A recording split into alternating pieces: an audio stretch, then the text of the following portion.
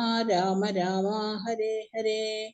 ഹരേ കൃഷ്ണ കൃഷ്ണ കൃഷ്ണ ഹരേ ഹരേ. ഹരേ രാമ രാമ രാമ ഹരേ ഹരേ. ഹരേ കൃഷ്ണ കൃഷ്ണ കൃഷ്ണ ഹരേ ഹരേ.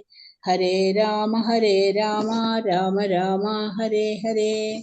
ഹരേ കൃഷ്ണ കൃഷ്ണ കൃഷ്ണ ഹരേ ഹരേ. ഹരേ രാമ രാമ ഹരേ ഹരേ.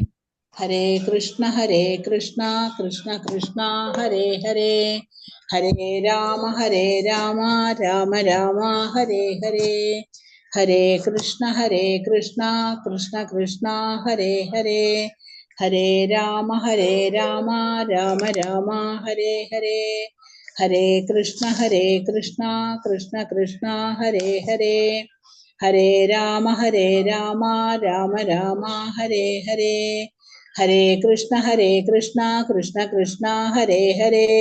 ഹരേ രാമ രാമ ഹരേ ഹരേ.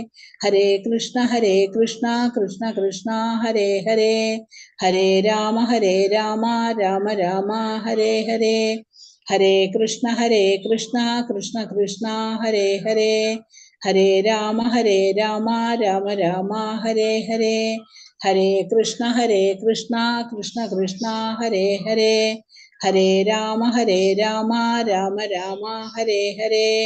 ഹരേ കൃഷ്ണ കൃഷ്ണ കൃഷ്ണ ഹരേ ഹരേ. ഹരേ രാമ രാമ ഹരേ ഹരേ. ഹരേ കൃഷ്ണ കൃഷ്ണ കൃഷ്ണ ഹരേ ഹരേ. ഹരേ രാമ രാമ ഹരേ ഹരേ. ഹരേ കൃഷ്ണ കൃഷ്ണ കൃഷ്ണ ഹരേ ഹരേ. ഹരേ രാമ രാമ ഹരേ ഹരേ. ഹരേ കൃഷ്ണ കൃഷ്ണ കൃഷ്ണ ഹരേ ഹരേ. ഹരേ രാമ രാമ ഹരേ ഹരേ. ഹരേ കൃഷ്ണ കൃഷ്ണ കൃഷ്ണ ഹരേ ഹരേ. ഹരേ രാമ രാമ ഹരേ ഹരേ. ഹരേ കൃഷ്ണ കൃഷ്ണ കൃഷ്ണ ഹരേ ഹരേ. ഹരേ രാമ രാമ ഹരേ ഹരേ. ഹരേ കൃഷ്ണ കൃഷ്ണ കൃഷ്ണ ഹരേ ഹരേ. ഹരേ രാമ രാമ ഹരേ ഹരേ. ഹരേ കൃഷ്ണ മാതാജി. ഹരേ കൃഷ്ണ മാതാജി. ഹരേ കൃഷ്ണ മാതാജി. ഹരേ കൃഷ്ണ. ഓം നമോ ഭഗവതേ വാസുദേവായ. ഓം നമോ ഭഗവതേ വാസുദേവായ. ഓം അജ്ഞാനതിമിരാന്ധസ്യ ജ്ഞാനാഞ്ജനശലാകയ ചക്ഷുരുന്മീലിതം യേന തസ്മൈ ശ്രീ ഗുരവേ നമഃ. ഹേ കൃഷ്ണ കരുണാ സിന്ധോ ദീനബന്ധോ ജഗത്പദേ ഗോപേശ ഗോപികാകാന്ത രാധാകാന്ത നമോസ്തുതേ. തപ്തകാഞ്ചന ഗൗരാംഗീ രാധേ വൃന്ദാവനേശ്വരി വൃഷഭാനുസുതേ ദേവി പ്രണമാമി ഹരിപ്രിയേ. നമോ വിഷ്ണുപാദായ കൃഷ്ണപ്രേഷ്ഠായ ഭൂതലേ ശ്രീമദേ ഭക്തിവേദാന്ത സ്വാമിനിധി നാമിനെ. നമസ്തേ സാരസ്വതേ ദേവേ ഗൗരവാണി പ്രചാരിണേ നിർവിശേഷ ശൂന്യവാദി പാശ്ചാത്യദേശതാരിണേ. നമോ വിഷ്ണുപാദായ കൃഷ്ണപ്രേഷ്ഠായ ഭൂതലേ ശ്രീമദേ ജയപതാക സ്വാമിനിധി നാമിനെ. നമ ആചാര്യപാദായ നിതായ കൃപപ്രദായിനെ ഗൗരകഥാദാമദയാ നഗരഗ്രാമതാരിണേ. जय श्री कृष्ण चैतन्य प्रभु नित्यानंद अद्वैत गदाधर श्रीवासादि गौर भक्त वृंदा. हरे कृष्ण कृष्ण कृष्ण हरे हरे. हरे राम राम राम हरे हरे. हरे कृष्ण कृष्ण कृष्ण हरे हरे. हरे राम राम राम हरे हरे. श्री श्री राधा गोविंद की जय. श्रील प्रभुपाद की जय. गुरु महाराज की जय. ഹരേ കൃഷ്ണ. എല്ലാവർക്കും സ്വാഗതം. ഇന്ന് ശ്രീ ശ്രീ രാധാ ഗോവിന്ദ് ടെമ്പിളിൽ നിന്നുള്ള ഭഗവത്ഗീത പഠനം 17ാം ദിവസം. ഇനി ഒരു ദിവസം കൂടിയേ ഉള്ളൂ. ശ്രദ്ധാ വിഭാഗങ്ങൾ. ശാസ്ത്രപാലനം നടത്തുന്ന കൂട്ടരും ശാസ്ത്രോക്തമായി ജീവിക്കാത്തവരും. അത് എങ്ങനെയാണ് എന്ന് നമ്മൾ കഴിഞ്ഞ ദിവസം കണ്ടു. ആസുര സ്വഭാവമുള്ള ധർമ്മശാസ്ത്ര നിബന്ധനകൾ ഒന്നും അനുസരിക്കാതെ ജീവിക്കുന്നവര് നീച ജന്മങ്ങളിലേക്ക്, അതുപോലെ ഭൗതിക ബന്ധനങ്ങളിലേക്ക് ഒക്കെ പതിക്കും എന്ന് മനസ്സിലാക്കി. ദൈവിക ഗുണങ്ങളുള്ളവര്, ധർമ്മശാസ്ത്രങ്ങൾക്ക് വഴങ്ങി നിയന്ത്രിത ജീവിതം നയിക്കുന്നവര് ക്രമേണ ആധ്യാത്മികമായിട്ടുള്ള പരിപൂർണതയെ പ്രാപിക്കുന്നു എന്ന് നമ്മൾ പഠിച്ചു. ത്രിവിധം നരകസ്യേദം ദ്വാരം നാശനമാത്മന കാമക്രോധസ്തഥാ ലോഭസ്തസ്മാദേതത്രയം ത്യജേത്. നരകദ്വാരങ്ങള് അല്ലേ, 3 കാമം, ക്രോധം, ലോഭം, ഇവയെ ബുദ്ധിയുള്ളവര് ഉപേക്ഷിക്കും. ത്രിഗുണങ്ങളുമായിട്ട് ബന്ധപ്പെട്ടതും അവയിൽ നിന്ന് ഉരുത്തിരിഞ്ഞതുമായിട്ടുള്ള 3 തരം വിശ്വാസങ്ങള്, രജ തമോ ഗുണങ്ങളിൽ അധിഷ്ഠിതമായിട്ടുള്ള ആ വിശ്വാസമുള്ളവര് ചെയ്യുന്ന ആ കർമ്മങ്ങളൊക്കെ നശ്വരങ്ങളായിട്ടുള്ള ഫലങ്ങൾക്ക് കാരണമാവും. സാത്വികമായിട്ട് ധർമ്മശാസ്ത്രങ്ങൾ അനുസരിച്ച് ചെയ്യുന്ന കർമ്മങ്ങള് ഹൃദയത്തെ ശുദ്ധീകരിക്കും, കൃഷ്ണൻ ഭക്തി വർദ്ധിപ്പിക്കുന്നതാണ്. ശ്രദ്ധ എന്നാൽ ദൃഢവിശ്വാസം, അതാണ്. ഗുരുവാക്യങ്ങളില്, ശാസ്ത്രങ്ങളില് ഒക്കെ വിശ്വാസം, അതാണ് ശ്രദ്ധ. ഫെയ്ത്ത് ഈസ് ഫൗണ്ടേഷൻ എന്ന് പറയും അല്ലെ. ശ്രദ്ധ തന്നെ 3 തരത്തിലുണ്ട്. സത്വ, രജം, തമോ. ഇത് വിഭജിച്ച് പറഞ്ഞു തരുന്നതിലൂടെ നമുക്ക് ഏത് ശ്രദ്ധയിലൂടെ നമുക്ക് ഭഗവാനിലേക്ക് എത്താൻ സാധിക്കുമെന്ന് കാണിക്കുന്നുണ്ട് ഈ അധ്യായത്തില്. ഈ ജീവിതം പരമ പദപ്രാപ്തിയിലേക്ക് എത്തണം എന്നുണ്ടെങ്കിൽ സത്യദർശികളുടെ വാക്കായിട്ടുള്ള ആ ശാസ്ത്രം പ്രമാണമാക്കുക തന്നെ വേണം. എന്നാൽ ഇത് അറിയാനും അനുസരിക്കാനും എല്ലാവർക്കും സാധിക്കില്ല. അത്തരക്കാരെ കുറിച്ചിട്ട് ഇവിടെ പറയുന്നുണ്ട്. ഈ ശ്രദ്ധ 3 വിധത്തിലുണ്ട്. അതില് സാത്വികമായിട്ടുള്ള ശ്രദ്ധ കൊണ്ട് മാത്രമേ നമുക്ക് ഉന്നതിയിലെത്താൻ സാധിക്കുള്ളൂ. അതിനെന്തൊക്കെ വേണം? ശാസ്ത്രജ്ഞാനം വേണം അല്ലെ. ശ്രദ്ധ ഉണ്ടെങ്കില് ഈശ്വര വിശ്വാസിക്ക് എല്ലാം ഭഗവാനാണ് എന്നുള്ള ആ അനുഭവം ഉണ്ടാവും. ഭഗവാൻ പ്രത്യക്ഷത്തിൽ അവർക്ക് അനുഭവത്തിൽ വരും. ഉദാഹരണത്തിന് ഒരു കഥ പറയട്ടെ. പൂന്താനം, നമുക്കറിയാത്തതല്ല. പൂന്താനം ഗുരുവായൂരപ്പന്റെ ശ്രേഷ്ഠനായിട്ടുള്ള ഉത്തമനായിട്ടുള്ള ഒരു ഭക്തനാണ് അല്ലെ.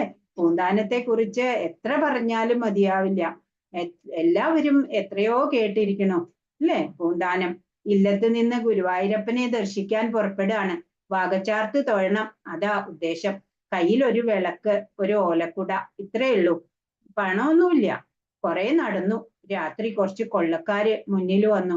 അപ്പൊ കുറെ വഴി നടന്നിട്ടാണ്. അന്നൊന്നും ബസ്സും യാത്രാ സൗകര്യമൊക്കെ കുറവാണ്.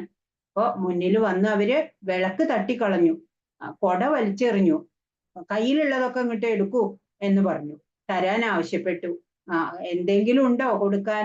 ഒന്നുമില്ല എന്ന് പറഞ്ഞിട്ട് വിശ്വാസമാവണില്ല. അവര് ഉപദ്രവിക്കാൻ, ദേഹോപദ്രവമൊക്കെ തുടങ്ങാണ്. അങ്ങനെ ഭയന്ന് വിറച്ചിട്ട് പൂന്താനം ഗുരുവായൂരപ്പ എന്ന് ഉറക്കെ വിളിക്കുകയാണ്. ഗുരുവായൂരപ്പൻ അല്ലാണ്ട് വേറെ ആശ്രയമില്ല. അപ്പൊ പരിഹാസത്തിൽ അവര് കള്ളന്മാര് വിളി കേൾക്കുക. എന്തോ എന്ന് പറഞ്ഞിട്ട് ഗുരുവായൂരപ്പ എന്ന് വിളിക്കുമ്പോ അങ്ങനെ കുറച്ച് നിമിഷത്തിനുള്ളിൽ തന്നെ കോഴിക്കോട് സാമൂതിരിയുടെ മന്ത്രി മങ്ങാട്ടച്ചൻ കുതിരപ്പുറത്ത് അവിടെ എത്താണ്. കൊള്ളക്കാരോട് എതിരിട്ടു. അങ്ങനെ കുറെ സമയം പൂന്താനം ഇങ്ങനെ വിറങ്ങലിച്ച് നിൽക്കുകയാണ് ഇതൊക്കെ നോക്കിയിട്ട്. അങ്ങനെ മങ്ങാട്ടച്ചൻ തട്ടി വിളിക്കുമ്പോഴാണ് പേടിക്കണ്ട, യാത്ര തുടർന്നോളൂ എന്ന് പറഞ്ഞു. രണ്ടുപേരും കുറച്ചു ദൂരം ഒരുമിച്ച് നടന്നു, ഭയം തീരണ വരെ. ഇനി ഭയപ്പെടാതെ പോയിക്കോളൂ എന്ന് പറഞ്ഞിട്ട് മങ്ങാട്ടച്ചൻ തിരിച്ചു പോകാൻ ഒരുങ്ങി. ആ സമയം പൂന്താനം പറഞ്ഞു, അങ്ങ് തക്ക സമയത്ത് വന്ന് എന്നെ രക്ഷിച്ചു. അങ്ങേക്ക് തരാൻ എൻ്റെ കയ്യിൽ ഒന്നുമില്ല. അപ്പോഴാ ഓർമ്മ വന്നേ, കയ്യിൽ ഒരു പഴയ മോതിരം കിടപ്പുണ്ട്. അപ്പൊ അത് എടുത്തിട്ട് പറഞ്ഞു, ഇതങ്ങ് സ്വീകരിക്കണം, എൻ്റെ ഒരു സന്തോഷാണ് എന്ന് പറഞ്ഞ് നിർബന്ധിച്ചു. അദ്ദേഹം അത് വാങ്ങിയിട്ട് പോയി. വെളുപ്പാൻ കാലം പൂന്താനം ക്ഷേത്രത്തിലെത്തി. കുളിച്ച് നിർമാല്യം തൊഴാൻ ആളുകൾ നിൽക്കുന്നുണ്ട്. അവരുടെ പിന്നിൽ ചെന്ന് നിന്നു. നട തുറന്നു.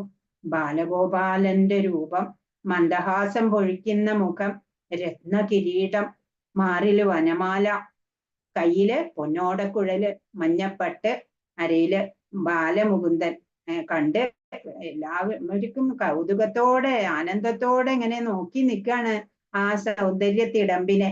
എല്ലാവരും വണങ്ങി. അപ്പോ തലേന്നത്തെ ആഭരണങ്ങളൊക്കെ പൂജാരി എടുത്തു മാറ്റാണ്. സ്വർണ്ണാഭരണങ്ങളൊക്കെ അഴിച്ച് ഭദ്രമായിട്ട് വെച്ചു. മഞ്ഞപ്പട്ട് മാറ്റി, ചന്ദനച്ചാർത്ത് കുറെയൊക്കെ മാറ്റി. പെട്ടെന്ന് പൂജാരി ശ്രീകോവിലിന്റെ ഉള്ളിൽ നിന്ന് പുറത്തു വന്നിട്ട് ചോദിച്ചു, ഇവിടെ പൂന്താനം നമ്പൂതിരി ഇവിടെ ഉണ്ടോ? അപ്പൊ പൂന്താനം അത്ഭുതപ്പെട്ടു. മുന്നിലെത്തി. അപ്പൊ ഒരു മോതിരവും അല്പം ചന്ദനവും പൂന്താനത്തിന് കൊടുത്തു. പറഞ്ഞു, രാത്രി എനിക്കൊരു സ്വപ്ന ദർശനം. വിഗ്രഹത്തിൽ ഒരു മോതിരണ്ട്, അത് പൂന്താനത്തിന് നൽകണം. സ്വപ്നമല്ലേ എന്ന് ഞാൻ കരുതി. എന്നാ ഇപ്പൊ വിഗ്രഹത്തിൽ ഒരു മോതിരം കാണായി. പൂന്താനം ഓർത്തു, രാത്രി മങ്ങാട്ടച്ഛനായിട്ട് വന്നത് മറ്റാരുമല്ല. നമ്മള് ഉണർന്നെണീക്കുന്നത് മുതല് ഭഗവത് ചിന്തകൾ നമുക്ക് ഉണ്ടാവണം. ഭഗവത് ധാമത്തിനെ കുറിച്ച്, ഭക്തരെ കുറിച്ച് ഒക്കെ ഓർക്കണം. പ്രഹ്ലാദ്, സുദാമ, രഘുപാദ്, ധ്രുവ, നാരദര്, അങ്ങനെ ധാമത്ത്, വൃന്ദാവനം, ഗുരുവായൂര് ഒക്കെ നമുക്ക് അങ്ങനെ ഓർമ്മ വരണം രാവിലെ തന്നെ. അപ്പൊ നമ്മുടെ ആ ദിവസം മുഴുവൻ ഭക്തി നിർഭരമായിട്ട് കഴിഞ്ഞു പോകും. ശ്രീ രാധാ ഗോവിന്ദ് കി ജയ്. 17-ാം അധ്യായം 1-ാമത്തെ ശ്ലോകം. അർജുന ഉവാച യേ ശാസ്ത്രവിധിമുത്സൃജ്യ യജന്തേ ശ്രദ്ധയാന്യുത തേഷാം നിഷ്ഠാ തു കാ കൃഷ്ണ സത്വമാഹോ രജസ്തമാ. അർജുനൻ ചോദിച്ചു, അല്ലയോ കൃഷ്ണ, ശാസ്ത്രവിധികളെ ഒന്നും പിന്തുടരാതെ തങ്ങളുടെ സ്വന്തം ഭാവനയനുസരിച്ച് ആരാധന ചെയ്യുന്നവരുടെ സ്ഥിതി എന്താണ്? സത്വ രജസ്തമോ ഗുണങ്ങളിൽ ഏതാണ് അവരിൽ കാണുന്നത്? ശാസ്ത്രം പ്രമാണമാക്കാതെ സ്വന്തം രീതിയിലുള്ള ആരാധന നടത്തുന്നവരൊക്കെ ഏത് ഗുണത്തിൽ പെടും? അതാണ് അർജുനന്റെ സംശയം. കഴിഞ്ഞ അധ്യായത്തിൽ നമ്മൾ പഠിച്ചു അല്ലെ,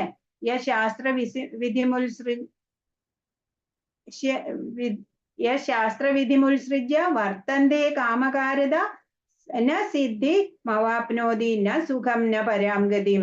ശാസ്ത്രവിധി അനുസരിക്കാതെ ചെയ്യുന്ന കർമ്മങ്ങളൊന്നും പരമഗതിക്കോ സുഖത്തിനോ ഒന്നും വഴി നയിക്കില്ല എന്ന്.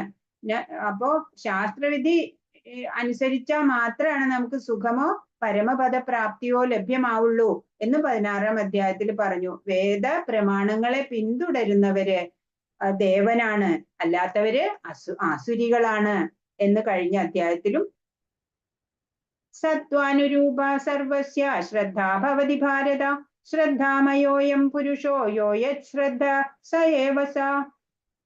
വ്യത്യസ്തമായ പ്രകൃതി ഗുണങ്ങളിൽ സ്ഥിതി ചെയ്യുന്നതിനനുസരിച്ച് അല്ലയോ ഭാരതശ്രേഷ്ഠ, ഓരോ വ്യക്തിയും ഓരോ തരത്തിലുള്ള വിശ്വാസത്തെ വളർത്തിയെടുക്കുന്നു.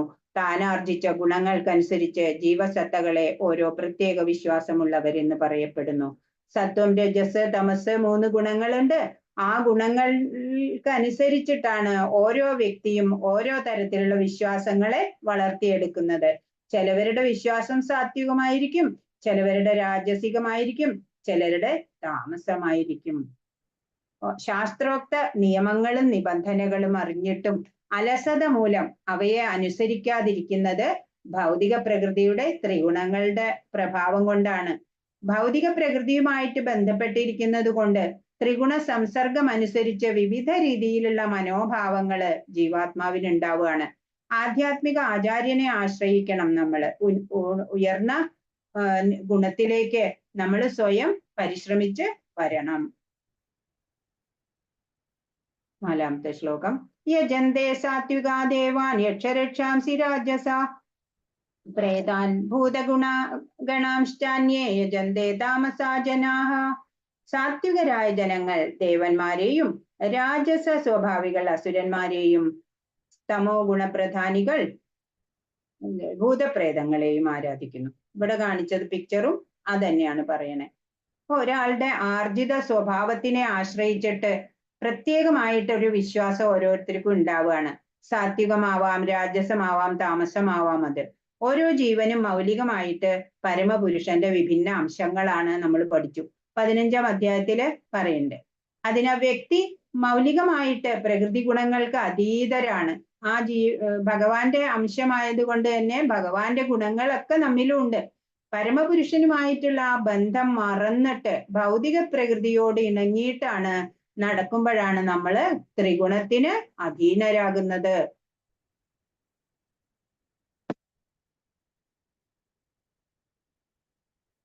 കാമം, ആസക്തി എന്നിവയാൽ പ്രേരിതരായി അഹംഭാവത്തോടു കൂടി സ്വശരീരത്തിലെ ഭൗതിക മൂലകങ്ങളെയും ശരീരത്തിൽ കുടികൊള്ളുന്ന പരമാത്മാവിനെ തന്നെയും ദ്രോഹിച്ചുകൊണ്ട് ശാസ്ത്ര നിർദ്ദിഷ്ടമല്ലാത്ത കഠിന തപസ്സനുഷ്ഠിക്കുന്ന വിഡ്ഢികൾ അസുരന്മാരാണ്.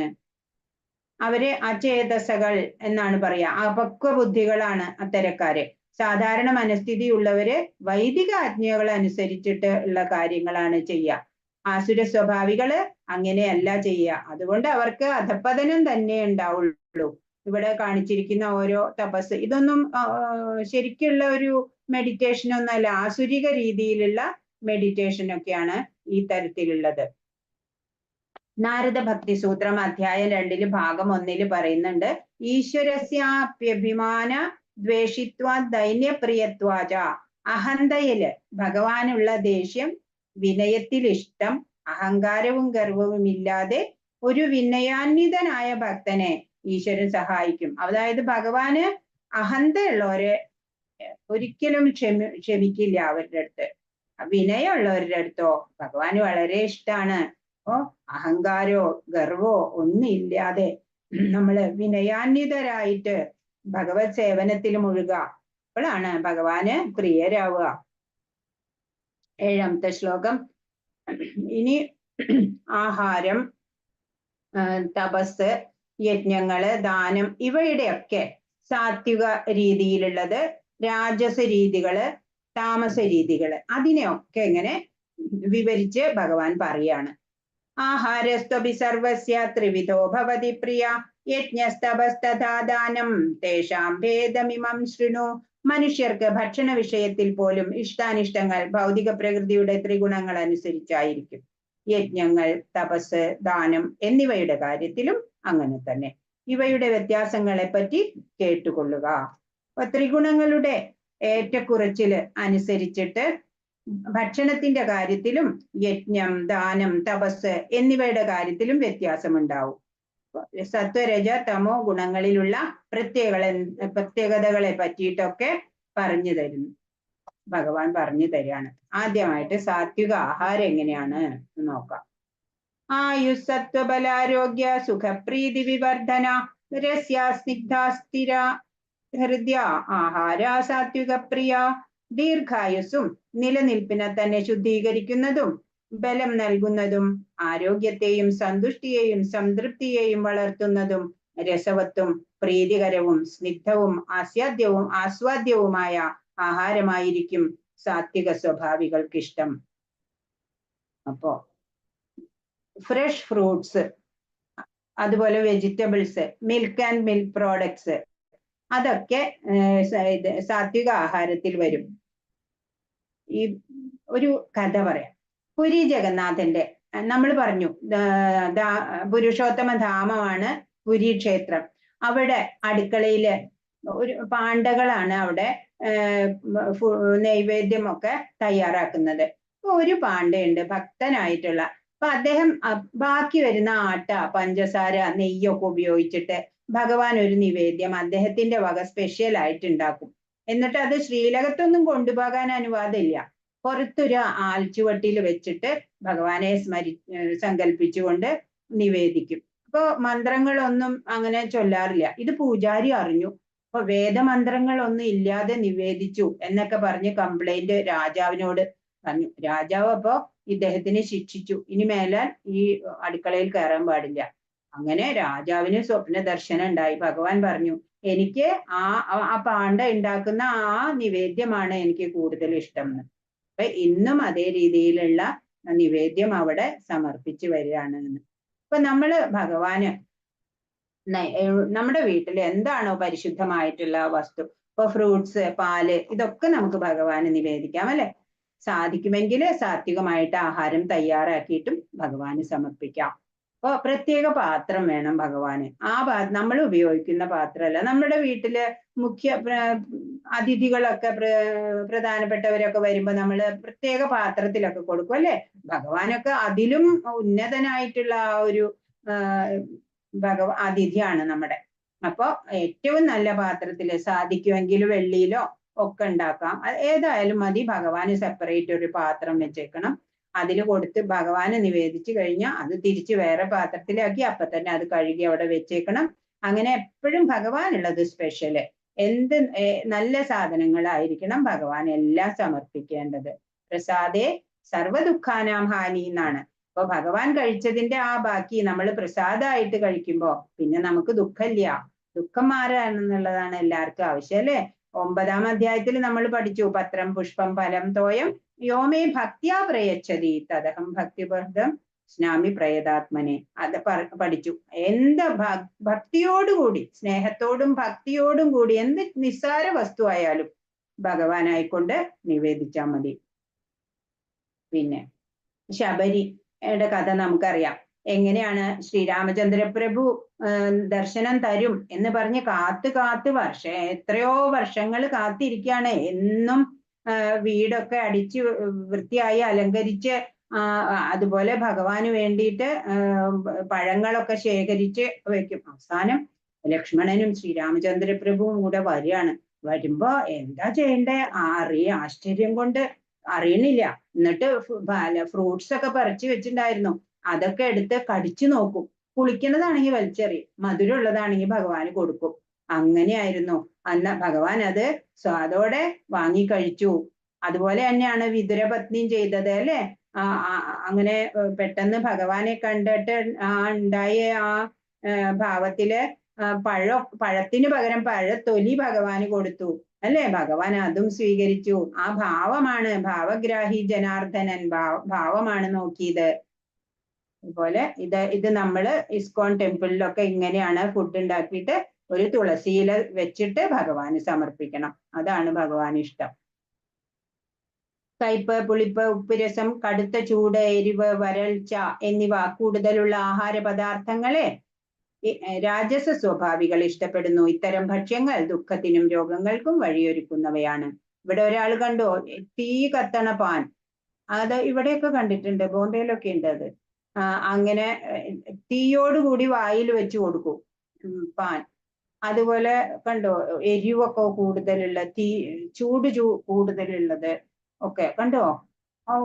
ചില്ലി രാജ്മ, അതുപോലെ മുളകിലാണ് എല്ലാം ചെയ്യണേ. അങ്ങനെ യാതയാമം ഗതരസം ഭൂതി പര്യുഷിതം ചെയ്യത് ഉച്ഛിഷ്ടമഭിജാമേധ്യം ഭോജനം താമസപ്രിയം. 3 മണിക്കൂറിന് മുമ്പ് പാചകം ചെയ്തതും സ്വാദ് നഷ്ടപ്പെട്ടതും ദുർഗന്ധമുള്ളതും ഉച്ഛിഷ്ടവും തൊടാൻ കൊള്ളാത്തതുമായ ഭക്ഷണങ്ങളെയാണ് താമസ സ്വഭാവികൾ ഇഷ്ടപ്പെടുന്നത്. അപ്പോ ഈ രാജസ സ്വഭാവികളെ എരിവ്, വറവ്, ഉപ്പ്, പുളിയൊക്കെ കൂടുതലുള്ള മസാലകളൊക്കെ കൂടുതലുള്ളത് രാജസ സ്വഭാവികള്. താമസ സ്വഭാവികളാണെങ്കിലോ അഴുകിയത്, കേടുവന്നത്, അല്ലെങ്കിൽ പഴകിയത്, അങ്ങനത്തെയൊക്കെ കഴിക്കാൻ ഇഷ്ടപ്പെടും. ഇപ്പൊ പലരും സാമ്പാറൊക്കെ ഉണ്ടാക്കിയിട്ട് ഒരാഴ്ചയൊക്കെ എടുത്തു വെച്ചിട്ട് ഉപയോഗിക്കും, അല്ലെ? ഇവിടെ പറയണ കണ്ടോ, 3 മണിക്കൂറിന് മുമ്പ് തയ്യാറാക്കിയ ഭക്ഷണം നല്ലതല്ലാന്ന്. അപ്പൊ ഉണ്ടാക്കി 3 മണി, അതൊന്നും പ്രാക്ടിക്കൽ അല്ല എങ്കിലും അന്നന്ന് കുറച്ച് പരിശുദ്ധമായിട്ട് ഉണ്ടാക്കുക, അന്ന് കഴിച്ച് അവസാനിപ്പിക്കുക. ഈ ഫ്രിഡ്ജിൽ ഇങ്ങനെ കൂട്ടി വെക്കണത് നല്ലതല്ല. കണ്ടോ, അഴുകിയ ഇതൊക്കെ താമസ സ്വഭാവികൾക്ക് ഇങ്ങനത്തെയൊക്കെ ഇഷ്ടായിരിക്കും എന്നാണ്. അഫലാകാംക്ഷിഭിർയജ്ഞോ, നീ യജ്ഞങ്ങള് 3 തരം. അഫലാകാംക്ഷിഭിർയജ്ഞോ വിധിഷ്ഠോ യജ്യതേ യഷ്ടവ്യമേവേദി മനഃ സമാധായ സ സാത്വിക. യജ്ഞങ്ങളിൽ വെച്ച് ഫലോദ്ദേശമില്ലാതെയും സശ്രദ്ധമായും വേദവിധി പ്രകാരം കർത്തവ്യബോധത്തോടെ അനുഷ്ഠിക്കപ്പെടുന്ന യജ്ഞമത്രേ സാത്വികം. ഒരു കർത്തവ്യമായിട്ട് ആരാധന നടത്തുക, അതാണ് യജ്ഞം. യജ്ഞം എന്ന് പറഞ്ഞാൽ ഇരുന്ന് ഇങ്ങനെ ഹോമിക്കുക, അങ്ങനെയൊന്നും വേണ്ട. അച്ഛനമ്മമാരെ ശുശ്രൂഷിക്കുക, മക്കളെ വളർത്തുക, ഇതൊക്കെയും യജ്ഞമാണ്. പ്രത്യേക ഉദ്ദേശം ഒന്നും അതിന്റെ പിന്നിലില്ല. അപ്പോ ഭഗവാനെ വന്ദിക്കുക, പൂക്കൾ അർപ്പിക്കുക, ഇതിനു വേണ്ടി നമ്മൾ ക്ഷേത്രത്തിൽ പോവുക, അതൊരു യജ്ഞമാണ്. അല്ലാതെ ഭഗവാനോട് ഓരോന്ന് ആവശ്യപ്പെടാനല്ല നമ്മൾ പോകേണ്ടത്. അപ്പോ വർഷങ്ങളായിട്ട് നമ്മുടെ ഉള്ളില് അടിഞ്ഞ് അങ്ങനെ കുന്നുകൂടിയിരിക്കണ ആ പൊടി പടലങ്ങളൊക്കെ മാറ്റിയിട്ട് ഹൃദയത്തിനെ ശുദ്ധീകരിക്കുക. അങ്ങനെ ജനന മരണ ആ വൃത്തി ഉണ്ടല്ലോ, ആ സൈക്കിൾ ഉണ്ടല്ലോ, അതിന്റെ അഗ്നിയെ നശിപ്പിക്കുക. അതിനെന്താ നമ്മൾ ചെയ്യണ്ടേ? ശ്രീകൃഷ്ണ സങ്കീർത്തനം, അതാണ് വേണ്ടേ. ചേതോ ദർപ്പണമാർജനം ഭവമഹാദാവാഗ്നി നിർവാപണം ശ്രേയക്കൈരവ ചന്ദ്രികാ വിതരണം വിദ്യാവധൂ ജീവനം ആനന്ദാംബുധിവർദ്ധനം പ്രതിപദം പൂർണ്ണാമൃതാസ്വാദനം സർവാത്മസ്നപനം പരം വിജയതേ ശ്രീകൃഷ്ണ സങ്കീർത്തനം. ആ ശ്രീകൃഷ്ണ സങ്കീർത്തനത്തിന്റെ മഹത്വം വേറെ ഒന്നിനുമില്ല. നാമജപം, അതാണ് ഈ കലിയുഗത്തില് വേണ്ടത്. അപ്പോ ഹരേർനാമ ഹരേർനാമ ഹരേർനാമൈവ കേവലം കലോർനാസ്ത്യേവ നാസ്ത്യേവ നാസ്ത്യേവ ഗതിരന്യഥ ബൃഹത് നാരദീയ പുരാണത്തിൽ പറയുന്നു. അതുപോലെ ഭാഗവതത്തിൽ പറയുന്നുണ്ട്. 18,000 ശ്ലോകങ്ങള്. അതിലെ ഏറ്റവും ഒടുവിലത്തെ ശ്ലോകം ഭവേ ഭവേ യഥാ ഭക്തി പാദയോസ്തവ ജായതേ തഥാ കുരുഷ്വ ദേവേശ നാദസ്ത്വം നോ യഥ പ്രഭോ നാമ സങ്കീർത്തനം യസ്യ സർവപാപ പ്രണാശനം പ്രണാമോ ദുഃഖശമനൗ തം നമാമി ഹരിം പരം. ഭഗവത്ഗീതയില് യജ്ഞാനാം ജപയജ്ഞോസ്മി എന്ന് പറഞ്ഞിട്ടുണ്ട്. അപ്പോ ആ നാമസങ്കീർത്തനത്തിന്റെ മഹത്വം എല്ലാ ശാസ്ത്രങ്ങളും ഊന്നി ഊന്നി പറയുന്നുണ്ട്. നമ്മളത് മുടക്കാതെ ചെയ്യണം. അഭിസന്ധായതു ബലം ദംഭാർത്ഥമഭിജൈവയത് ഇജ്യതേ ഭരത ശ്രേഷ്ഠ തം യജ്ഞം വിദ്ധി രാജസം. ഭൗതികമായ ഏതെങ്കിലും പ്രയോജനത്തിനു വേണ്ടിയോ ഗർവ് കൂട്ടാനായോ അനുഷ്ഠിക്കപ്പെടുന്ന യജ്ഞം രാജസം എന്നറിയുക, അല്ലയോ ഭരതശ്രേഷ്ഠ.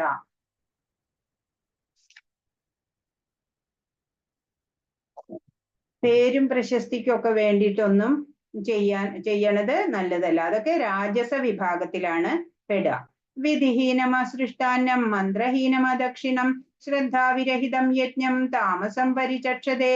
വേദോക്ത വിധികളെ അനുസരിക്കാതെ പ്രസാദ വിതരണം, മന്ത്രോച്ചാരണം, പൂജാരിക്ക് ദക്ഷിണ എന്നിവ കൂടാതെയും വിശ്വാസമില്ലാതെയും ചെയ്യപ്പെടുന്ന യജ്ഞം തമോ ഗുണത്തിൽപ്പെടും. അപ്പോ വേദവിധി അനുസരിച്ച് യജ്ഞങ്ങൾ ചെയ്യണം.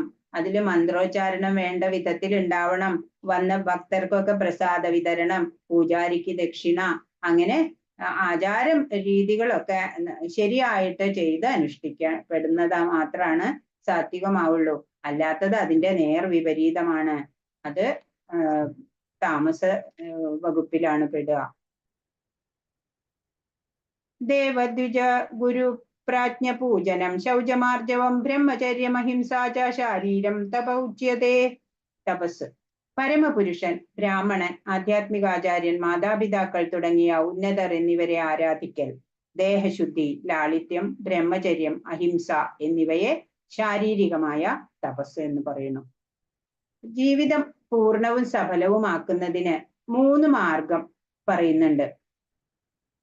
ശരീരം, വാക്ക്, മനസ്സ് ഇതൊക്കെ ശുദ്ധമായിരിക്കണം. പെരുമാറ്റത്തില് ലാളിത്യം ഉണ്ടാവണം, ബ്രഹ്മചര്യം വേണം, ബാഹ്യ ആഭ്യന്തര ശുചിത്വം വേണം, മുതിർന്നവരെയൊക്കെ ബഹുമാനം ഉണ്ടായിരിക്കണം. BMW കേട്ടിട്ടുണ്ടോ?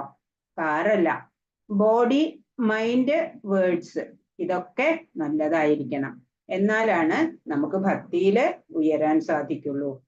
അപ്പോ ഇത് ഇവിടെ പറയണത് എല്ലാവരെയും മുതിർന്നവരെയൊക്കെ ബഹുമാനിക്കുക, ദേഹശുദ്ധി ഉണ്ടാവുക, ലാളിത്യം, ബ്രഹ്മചര്യം, അഹിംസ ഇതൊക്കെ അനുഷ്ഠിച്ചു വരികയാണെന്നുണ്ടെങ്കിൽ അതിനെ ശാരീരികമായിട്ട് തപസ് എന്ന് പറയും. അനുദ്വേഗകരം വാക്യം സത്യം പ്രിയഹിതം ചയത് സ്വാധ്യായാഭ്യസനം ചൈവ വാങ്മയം തപ ഉച്യതേ. സത്യവും പ്രയോജനകരവും കേൾക്കുന്നവർക്ക് ഉദ്വേഗമുണ്ടാക്കാത്തതും ഹിതകരവുമായ സംഭാഷണവും പതിവായുള്ള വേദമന്ത്രോച്ചാരണവുമാണ് വാങ്മയമായ തപസ്. മറ്റുള്ളവർക്ക് വ്യാകുലതയുണ്ടാക്കുന്ന തരത്തിലൊന്നും സംസാരിക്കരുത്. നിരർത്ഥകമായിട്ട് സംസാരിക്കരുത്. ആധ്യാത്മിക വൃത്തങ്ങളിലെ സംഭാഷണ വിഷയം ആണ് സംസാരിച്ചുകൊണ്ടിരിക്കണമെന്നുണ്ടെങ്കിൽ വേദഗ്രന്ഥങ്ങളെ മുൻനിർത്തിയിട്ടായിരിക്കണം സംസാരിക്കുന്നത്. താൻ പറയുന്നതിന് ഉപോദ്ബലകമായിട്ട് പ്രമാണങ്ങളിൽ നിന്ന് ഉദ്ധരിക്കാൻ കഴിയണം. അതാണ് അതിന്റെ സാത്വികത. അപ്പോ ഒരു ബിഹേവിയറൽ ഡിസോർഡർ ഒക്കെ ഉള്ള ആൾക്കാർക്ക്, സ്ട്രെസ് ഒക്കെ ഉള്ള ആൾക്കാർക്ക് സൈക്കോളജിസ്റ്റുകൾ വന്നിട്ട് ധാരാളം സംസാരിപ്പിക്കും അല്ലെ, രോഗം അറിയാൻ വേണ്ടിയിട്ട്. അതൊക്കെ ഒരു രീതിയാണ്. എന്ന് വെച്ചിട്ട് നമ്മള് ഒരു ആവശ്യത്തിലധികം ഒന്നും സംസാരിക്കരുത്. മൗനം ആണ് വേണ്ടത്. മൗനം എന്ന് വെച്ചാൽ അത്യാവശ്യത്തിന് സംസാരിക്കുക എന്നുള്ളതാണ്, ഒട്ടും സംസാരിക്കാതിരിക്കുക. അതുപോലെ ദുസ്സംഗം ഉള്ള സമയത്തൊക്കെ നമ്മൾ മൗനിയായിരിക്കുകയാണ് വേണ്ടത്. അതിൽ അവരുടെ വാക്ക് തർക്കങ്ങളിലൊന്നും നമ്മൾ കയറി ഇടപെടാൻ നിൽക്കണ്ട. ഇപ്പൊ ഗുരു, മാതാപിതാക്കള് ഇവർക്കൊക്കെ മക്കളെയോ ശിഷ്യരെയോ ഒക്കെ വഴക്ക് പറയാൻ പറ്റും, അവരുടെ നന്മയ്ക്കായിക്കൊണ്ട്, അല്ലാതെ പാടില്ല. പിന്നെ നമ്മള് ശരീരം കൊണ്ട് ചെയ്യുന്ന തപസ് എന്ന് പറഞ്ഞാല് വൃന്ദാവനം അവിടെയൊക്കെ പോയിട്ട് പരിക്രമ ചെയ്യുക, 108 നമസ്കാരം.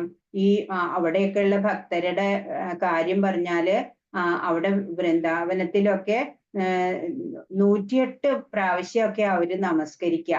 അതിനവര് കല്ലുകൾ പെറുക്കി വെക്കും എണ്ണം കിട്ടാൻ വേണ്ടിയിട്ട്. അതുപോലെ 1008 തവണ ഒക്കെ നമസ്കരിക്കണവര്, നിത്യം നമസ്കരിക്കണവരുണ്ട്. നമുക്ക് വീട്ടിൽ തന്നെ ഭഗവാനെ നമസ്കരിച്ചാലും മതി. ജപം ചെയ്യുക, നമസ്കാരം ചെയ്യുക. ക്ഷേത്രത്തിൽ പോകുമ്പോ അങ്ങനെ ആവാം, എന്നും പോകാൻ കഴിയാത്തവർക്ക് വീട്ടിൽ നമസ്കരിക്കാം. പുരുഷന്മാര് ദണ്ഡ നമസ്കാരം, സ്ത്രീകള് പഞ്ചാംഗ നമസ്കാരം ചെയ്യുക മുട്ടുകുത്തിയിട്ട്. അതിനും മുട്ടുവേദനയൊക്കെ ഉള്ളവരാണെന്നുണ്ടെങ്കിൽ കൈകൾ രണ്ടും മേലേക്ക് ഉയർത്തിയിട്ട് അതും ഒരു നമസ്കാരമായിട്ട് തന്നെ കണക്കാക്കാൻ സാധിക്കും. അപ്പോ അടുത്തത് മനസ്സിന്റെ മനഃപ്രസാദ സൗമ്യത്വം മൗനമാത്മവിനിഗ്രഹ ഭാവസംശുദ്ധിരിത്യേതത് തപോ മാനസമുച്യത്തെ. സംതൃപ്തി, സൗമ്യത, മൗനം, ആത്മസംയമനം, സ്വഭാവശുദ്ധി എന്നിവ മാനസികമായ തപസ്സിൽപ്പെടുന്നു. മനസ്സിന്റെ തപസ് അത് സന്തോഷവാനായിട്ട് സൗമ്യനായിട്ട് ഇരിക്കുക, കൂളായിട്ട് ഇരിക്കുക എന്ന് പറയില്ലേ, അതൊക്കെ. ഇന്ദ്രിയ ഭോഗങ്ങളിലൊക്കെ വിരക്തി ഉണ്ടാവുക, അന്യർക്ക് നന്മ ചെയ്യേണ്ടതിനെ പറ്റിയൊക്കെ ആയിരിക്കണം എപ്പോഴും ചിന്തിക്കുക. അങ്ങനെ വേണം മനസ്സിനെ പ്രേരിപ്പിക്കാൻ. പുരാണ കഥകളിൽ നിന്ന് പോലും നമുക്ക് ജ്ഞാനം ഉൾക്കൊണ്ടിട്ട് പരിശുദ്ധി നേടാൻ സാധിക്കും. അപ്പോ മനസ്സുകൊണ്ട് പോലും ഒരാളെ കുറിച്ചിട്ട് ദോഷം ചിന്തിക്കരുത്. ഇവിടെ കൊടുത്ത പിക്ചർ നോക്കൂ, ഇത് ശുഗബ്രഹ്മർഷിയാണ്. ഇത് 16 വയസ്സുള്ള ജ്ഞാനിയായിട്ടുള്ള ശുഗബ്രഹ്മർഷിയാണ്. കന്യകമാരെ അളകനന്ദ നദിയിൽ ഇങ്ങനെ കുളിച്ചുകൊണ്ടിരിക്കുകയാണ്. അപ്പൊ ശുഗദേവ് അതിലെ ഇങ്ങനെ പോവുകയാണ്. അവര് ഒറ്റ വസ്ത്രം എടുത്തിട്ട് കുളിക്കുകയാണ്. പക്ഷെ അവര് ശുഗദേവിനെ കണ്ടപ്പോഴ് വസ്ത്രം ഒന്നും ഉടുത്തില്ല.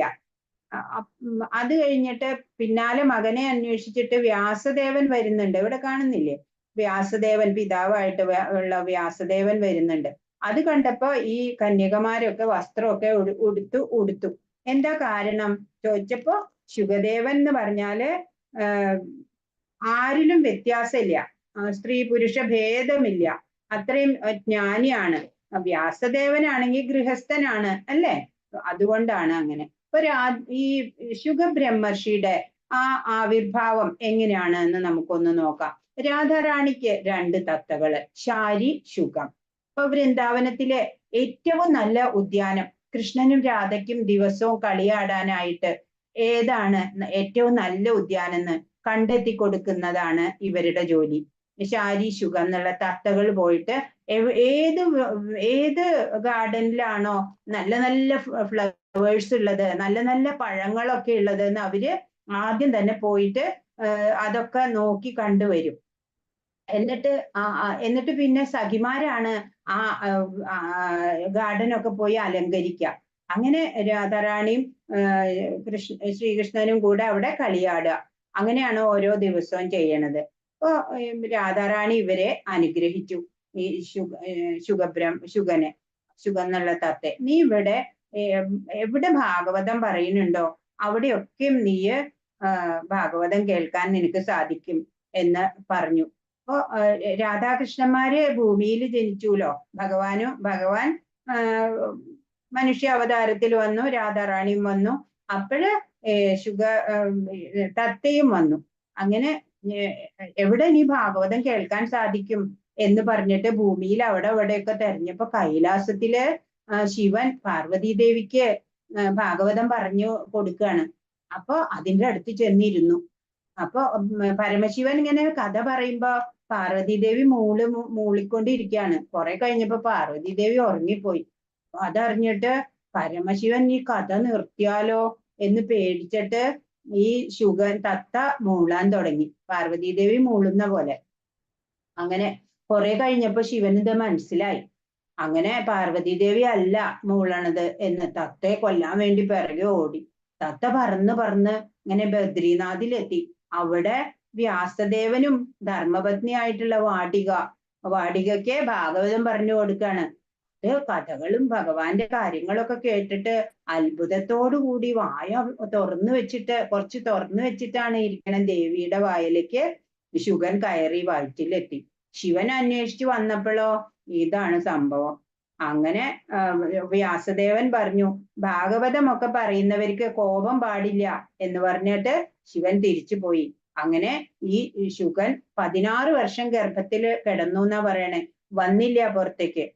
പിന്നെ ഭഗവാൻ തന്നെ വന്നിട്ട് പറഞ്ഞു, എന്താ വരാത്തെ? അപ്പോ മായ പിടികൂടണകാരനാണ് എന്ന് പറഞ്ഞു. ഇല്ല, അമരത്വമാണ് ഭാഗവതത്തിന്റെ ഫലം, അത് കാരണം മായ പിടികൂടില്ല എന്ന് പറഞ്ഞപ്പോഴാണ് വരുന്നത്. അങ്ങനെയാണ് മഹാത്മാക്കൾക്ക് സ്ത്രീ പുരുഷ വിവേചനം ഒന്നുമില്ല. അതാണ് ഈ കഥ താല്പര്യം. ശ്രദ്ധയാ പരയാ തപ്തം തപസ്തത്രിവിധം നരൈ അഫലാകാംക്ഷിഭിർയുക്തൈ സാത്വികം പരിചക്ഷതേ.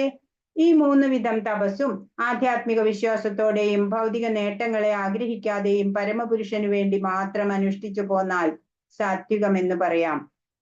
ഭൗതിക നേട്ടം ആഗ്രഹിക്കാതെ ആധ്യാത്മികമായിട്ടുള്ള വിശ്വാസത്തോടെ ശരീരം, വാക്ക്, മനസ്സ് ഇവയിലൊക്കെ സാത്വികത വളർത്തിയിട്ട് പരമപുരുഷന് വേണ്ടിയിട്ട് കർമ്മം ചെയ്യുക. അത് തീർത്ഥാടനമൊക്കെ അതിൽ പെടും. അതുപോലെ ധാമങ്ങളിൽ പോവുക. ഇവിടെയൊക്കെ പടം കാണിച്ചിട്ടില്ലേ? അങ്ങനെ ധാമങ്ങളില് ഗംഗാ യാത്ര, അങ്ങനെയൊക്കെ ഇതൊക്കെ സാത്വികമായിട്ടുള്ള കർമ്മങ്ങളിൽ വരും. ഭഗവാന് വേണ്ടി, ഭഗവാന്റെ സന്തോഷത്തിനായിക്കൊണ്ട് വൃന്ദാവന പരിക്രമ ചെയ്യണു. അതുപോലെ ഗംഗാ പരിക്രമ, ഗോവർദ്ധന പരിക്രമ, അങ്ങനെ പാദം കൊണ്ട് നമ്മൾ നടന്നിട്ട് വേണം, വണ്ടിയിലൊന്നും പോകരുത്. സത്കാരമാന പൂജാർത്ഥം തപോദംഭേന ചൈവയത് ക്രിയതേ തദിഹ പ്രോക്തം രാജസം ചലമധ്രുവം. ബഹുമതിയും ആരാധനയും നേടാനോ അഹങ്കാരം കൊണ്ടോ ചെയ്യപ്പെടുന്ന തപസ് രാജസമാണ്, ക്ഷണികവും അനിശ്ചിതവുമാണത്. മറ്റുള്ളവരെ ആകർഷിച്ചിട്ട് അവരുടെ ആദരവും സഹായവും നേടാനായിട്ട് തപോവ്രതങ്ങൾ അനുഷ്ഠിക്കുക, അത് രാജസാണ്. ഇതിന്റെ ഫലങ്ങളും ക്ഷണികങ്ങളായിരിക്കും. പേരിനും പ്രശസ്തിക്കുമായിട്ട് ചെയ്യണതൊക്കെ രാജസം. മൂഢഗ്രാഹേണാത്മനോ യത് പീഡയാ ക്രിയതേ തപ പരസ്യോത്സാദനാർത്ഥം വാ തത്താമസമുദാഹൃതം. മൂഢബുദ്ധി മൂലം സ്വയം പീഡനം അനുഭവിച്ചോ അന്യരെ പരിക്കേൽപ്പിക്കാനോ നശിപ്പിക്കാനോ ഉദ്ദേശിച്ചോ ചെയ്യപ്പെടുന്ന തപസ് തമോ ഗുണപ്രധാനമാണ്. ഹിരണ്യകശിപു 1,00,000 വർഷം തപസ് ചെയ്തു അല്ലെ, ശക്തി നേടി. പക്ഷെ ഭഗവാന് ഹിരണ്യകശിപുവിനെ വധിക്കാൻ 1 സെക്കൻഡ് മതിയായി. രാവണനോ ശിവനെ തപസ് ചെയ്ത് പ്രീതിപ്പെടുത്തി അല്ലെ. ശിവൻ തന്നെ പിന്നെ ഹനുമാനായിട്ട് രാവണനെ നിഗ്രഹിക്കാൻ പ്രധാനിയായി. അസുരന്മാരെ അനശ്വരത നേടാനും ദേവന്മാരെ ഹിംസിക്കാനൊക്കെ വേണ്ടിയിട്ടാണ് അല്ലെ കഠിന തപസ് അനുഷ്ഠിക്കുന്നത്. അതൊക്കെ തമോ ഗുണത്തിൽ പെടും, അന്യരെ നശിപ്പിക്കാനുള്ള തപസ്. ഭഗവാൻ ഇവിടെ എന്താ പറയണേ? ഭഗവാന് അങ്ങനെയുള്ളവരെ ഇഷ്ടാണോ? കൗന്ദേയ പ്രതിജാനീഹി നമേ ഭക്ത പ്രണശ്യതി എന്ന് പറഞ്ഞു അല്ലെ അംബരീഷിന്റെ കേസില്. അപ്പോ ഭഗവാന് പറയാം, ഭഗവാൻ എപ്പോഴും പറയാം, എന്ത് നേരിട്ട് പറയാം. പക്ഷെ ഇപ്പൊ ഇവിടെ ഈ ഭഗവത്ഗീതയില് ഭഗവാൻ എന്താ പറഞ്ഞത്? കൗന്ദേയ അർജുനനോട് പറഞ്ഞു, പ്രതിജാനിഹി നമേ ഭക്ത, എന്റെ ഭക്തന് നാശമില്ലാന്ന് നീ ഡിക്ലെയർ ചെയ്യൂ, ഓരോ കവലയിലും നീ ചെന്ന് വിളിച്ചു പറയൂ എന്നാ പറയണേ. അതായത് ഭക്തൻ പറഞ്ഞാ പിന്നെ ആ വാക്ക് ഭഗവാൻ തെറ്റിക്കില്ല. അതാണ് ഇവിടെ. ഭക്തൻ എന്താണോ പറയണേ, അല്ലാതെ ആസുരികമായിട്ടുള്ളതൊന്നും ഭഗവാൻ പ്രോത്സാഹിപ്പിക്കില്ല. ദാതവ്യമിതി യദ്ദാനം ദീയതേ സുപകാരിണേ ദേശേ കാലേ ച പാത്രേ ച തദ്ദാനം സാത്വികം സ്മൃതം. കർത്തവ്യമെന്ന ബോധത്തോടെയും പ്രതിഫലേച്ഛ കൂടാതെയും ഉചിതമായ സ്ഥലത്ത് വെച്ച് വേണ്ടുന്ന കാലത്ത് അർഹിക്കുന്ന വ്യക്തിക്ക് ചെയ്യപ്പെടുന്ന ദാനം സാത്വികമാണ്. ദാനം നൽകുന്നതിന് വേണ്ട പാരമീറ്റേഴ്സ് ആണ് ഇവിടെ പറയണത്. ആധ്യാത്മിക കർമ്മങ്ങളിൽ ഏർപ്പെടുന്നവർക്കായിട്ട് ദാനം നൽകുക. വൈദിക നിർദ്ദേശാനുസരണം ആത്മീയ ഉത്കർഷത്തിന് ഉതകുന്ന ദാനങ്ങള് സാത്വികമാണ്. ഇപ്പോ ഒരു ദഹിചീട ഫെസ്റ്റിവൽ ഉണ്ട് ഇസ്കോൺ ടെമ്പിളുകളിലൊക്കെ. അത് എന്റെ ഉത്ഭവത്തിന്റെ കഥ പറയട്ടെ. രഘുനാഥ് ഗോസ്വാമി ഒരു ഭക്തനാണ്. അപ്പൊ പിതാവ് ഗോവർദ്ധൻ മജുംദാര് ധനാഢ്യനാണ്. മഹാപ്രഭുവിന്റെ ചൈതന്യ മഹാപ്രഭുവിന്റെ സങ്കീർത്തനത്തിലൊക്കെ പോകും ഈ രഘുനാഥ്. പക്ഷെ വീട്ടുകാർക്ക് അത്ര താല്പര്യമില്ല. അപ്പൊ മഹാപ്രഭു അദ്ദേഹത്തോട് പറഞ്ഞു, തിരിച്ചു പോയിക്കോളൂ, സമയമാവുമ്പോൾ പറയാം, അപ്പോഴേ വന്നാ മതി. അങ്ങനെ കുറെ നാള് വെയിറ്റ് ചെയ്തിട്ടും കാണാനില്ല. അങ്ങനെ അടുത്ത സ്ഥലത്ത് നിത്യാനന്ദ പ്രഭു പാനിഹട്ടിയില് വന്നു. അങ്ങനെ അവിടെ പോകട്ടെ എന്ന് പിതാവിനോട് ചോദിച്ചിട്ട് അവിടെ ചെന്നു. അങ്ങനെ ഗംഗാതടത്തില് നിത്യാനന്ദ പ്രഭു പ്രവചനം നടത്തുകയാണ്. അപ്പൊ ദൂരെ നിന്നിട്ട് കണ്ട് പ്രണമിച്ചു. അടുത്തേക്ക് പോയില്ല. ഇനി തിരിച്ചയക്കോ എന്ന് പേടിച്ചിട്ട്. അങ്ങനെ മറ്റു ഭക്തര് ഈ വിവരം പ്രഭുവിനോട് പറഞ്ഞു. പ്രഭു പറഞ്ഞു, ഞാൻ നിങ്ങളെ കണ്ടു, എന്തിനാണ് കള്ളനെ പോലെ അവിടെ ഇങ്ങനെ മാറി നിന്നത്? അടുത്ത് വിളിച്ചു. അങ്ങനെ രഘുനാഥ് പ്രണമിച്ചു, അനുഗ്രഹിച്ചു. അങ്ങനെ പറഞ്ഞു, നിത്യാനന്ദ പ്രഭു പറഞ്ഞു, ഇന്ന് ഞാനൊരു ശിക്ഷ തരുന്നുണ്ട്, എല്ലാ ഭക്തർക്കും ദഹിചീട ഉണ്ടാക്കി കൊടുക്കണം എന്ന് പറഞ്ഞു. സന്തോഷായി. പഴം, നട്ട്സ് ഒക്കെ വെച്ചിട്ടുള്ള ഒരു ഇതാണ്. അങ്ങനെ അതൊക്കെ സംഘടിപ്പിച്ച് ഭഗവാനെ നിവേദിച്ച് വന്ന എല്ലാ ഭക്തർക്കും 2 പോട്ട്ലികളിലാക്കിയിട്ട് എല്ലാവർക്കും കൊടുത്തു. രഘുനാഥിന് സന്തോഷമായി, ഭക്തരെ സേവിക്കാൻ അവസരം ലഭിച്ചു. ഇസ്കോൺ ടെമ്പിളുകളില് പ്രതിവർഷം ദഹിചീട ഫെസ്റ്റിവല് ഇപ്പോഴും ആഘോഷിക്കുന്നുണ്ട്. അപ്പോ ഈ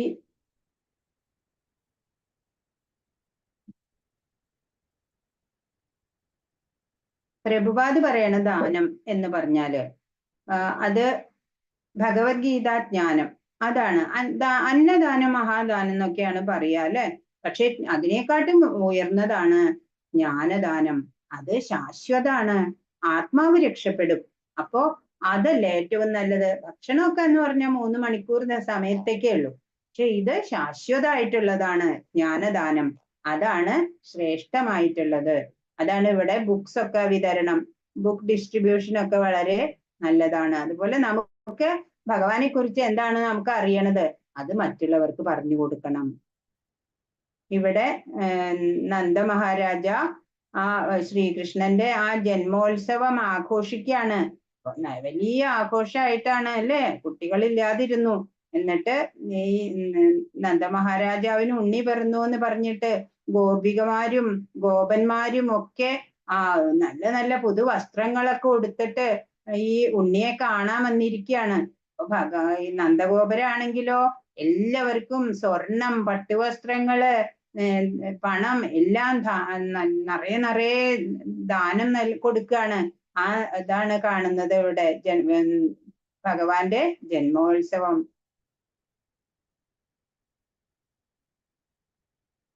യത്തു പ്രത്യുപകാരാർത്ഥം ഫലമുദ്ദിശ്യ വാ പുനഃ ദീയതേ ച പരിക്ലിഷ്ടം തദ്ദാനം രാജസംസ്മൃതം.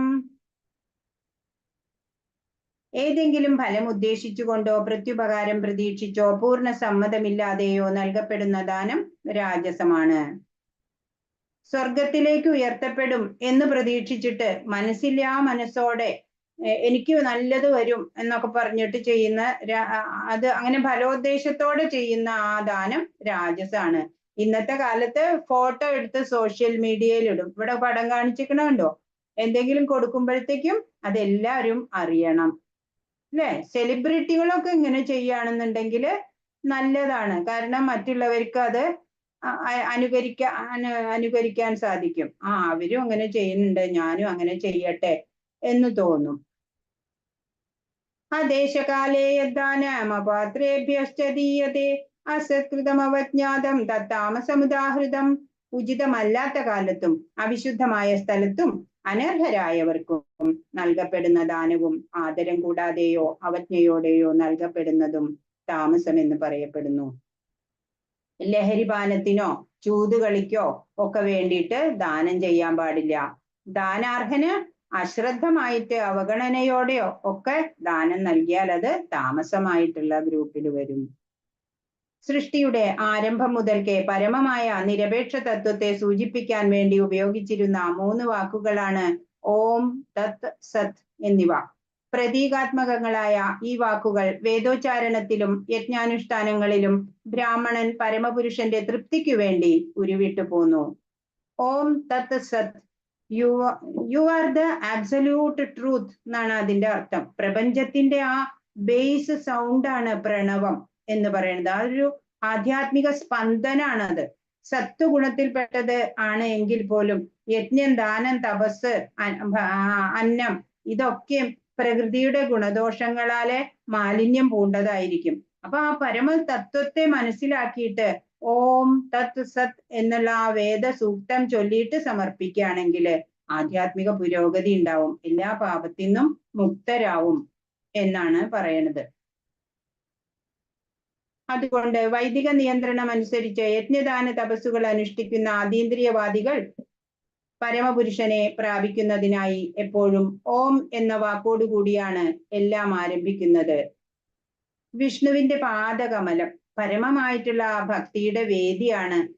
ഭഗവാന് വേണ്ടി ചെയ്യുന്ന കർമ്മങ്ങളെല്ലാം ആ പാദങ്ങളിൽ സമർപ്പിക്കുക, അല്ലെ? സർവം കൃഷ്ണാർപ്പണമസ്തു എന്ന് പറഞ്ഞിട്ട് സമർപ്പിക്കുമ്പോ അതിന് പരിപൂർണത കിട്ടും. നമ്മൾ പല മന്ത്രങ്ങളുണ്ട്. ഓം നമോ നാരായണായ, അല്ലെ? ഓം നമോ ഭഗവതേ വാസുദേവായ, അങ്ങനെയൊക്കെ. അപ്പോ ഈ ഹരേ കൃഷ്ണ മന്ത്രത്തിൽ ഓമന്റെ ആവശ്യമില്ല, അവിടെ കൃഷ്ണൻ തന്നെ ഉണ്ട്. ഹരേ കൃഷ്ണ മന്ത്രം ജപിച്ചിട്ട് നമ്മള് മറ്റ് കർമ്മങ്ങളൊന്നും ചെയ്യരുത്. ചെയ്യണ സമയത്ത് മന്ത്രം ജപിക്കരുത്. മന്ത്രം ജപിക്കുമ്പോ അത് മാത്രം. ഇപ്പൊ നമ്മള് ഒരു VIP വീട്ടിൽ വരുമ്പോ നമ്മൾ അവരെ തന്നെയാണ് ശ്രദ്ധിക്കുക, അല്ലെ? അപ്പോ നമ്മള് നാമം ജപിക്കുമ്പോഴ് ഭഗവാന്റെ പ്രസൻസ് അവിടെ ഉണ്ടാവും. അപ്പൊ നമ്മള് വേറെ ഓരോന്നിലും ശ്രദ്ധിച്ചിരുന്നാല് ശരിയാവോ? അപ്പോ ഭഗവാനിൽ ഫോക്കസ്ഡ് ആയിട്ട് നാമജപം നമ്മൾ ചെയ്യാ എപ്പോഴും.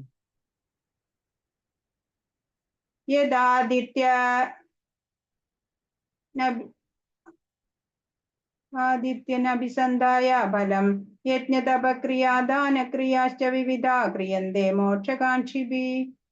ഫലോദ്ദേശം കൂടാതെ തതെന്നുച്ചരിച്ചുകൊണ്ട് വേണം ഒരാൾ പലതരത്തിലുള്ള യജ്ഞങ്ങളും ദാനവും തപസ്സും ഒക്കെ ചെയ്യേണ്ടത്. ഭൗതിക ബന്ധങ്ങളിൽ നിന്നുള്ള മുക്തിയാണ് അങ്ങനെയുള്ള അതീന്ദ്രിയ പ്രവർത്തനങ്ങളുടെ ഉദ്ദേശം. പൂജാരിമാര് മന്ത്രധ്വനികളോടെ പൂജാതി കർമ്മങ്ങള്, പിതൃകർമ്മങ്ങള് ഒക്കെ ബന്ധനം ഉണ്ടാവാണ്ടിരിക്കാൻ വേണ്ടിയിട്ട് ഭഗവത് സന്തോഷത്തിനും വേണ്ടിയിട്ട് ഓം തത് സത് എന്ന് പറഞ്ഞിട്ട് സമർപ്പിക്കാം. അപ്പോ ദുഃഖങ്ങളെ ഹരിക്കുന്നവനാണ്, അല്ലെ? ഹരി. സത്ത് എന്ന് പറഞ്ഞാല് പരമസത്യം എന്ന് തന്നെയാണ്. അപ്പൊ ഭാവന ഈശ്വരാർപ്പണമാവുമ്പോഴ് സ്വർണത്തിന് സുഗന്ധം പോലെ ഓം കൂടി പറയാം.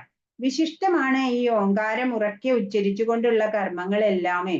അപ്പോ എല്ലായിടത്തും ഒരേ ഈശ്വരൻ നിറഞ്ഞു നിൽക്കുന്നു എന്നുള്ള ആ ഭാവനയോടെ ഫലേച്ഛയൊക്കെ വെടിഞ്ഞിട്ട് തത്ത് ഉച്ചരിച്ചിട്ട് കർമ്മം അനുഷ്ഠിക്കാം. ചിത്തമടങ്ങുമ്പോ അനുഭവിക്കാൻ കഴിയുന്ന ഉണ്മയുണ്ടല്ലോ, അതാണ് ഈശ്വരൻ. ആ സത്ത് എന്നതുകൊണ്ട് ഉദ്ദേശിക്കുന്നത് അതാണ്. അപ്പോ ഓം തത് സത്ത്.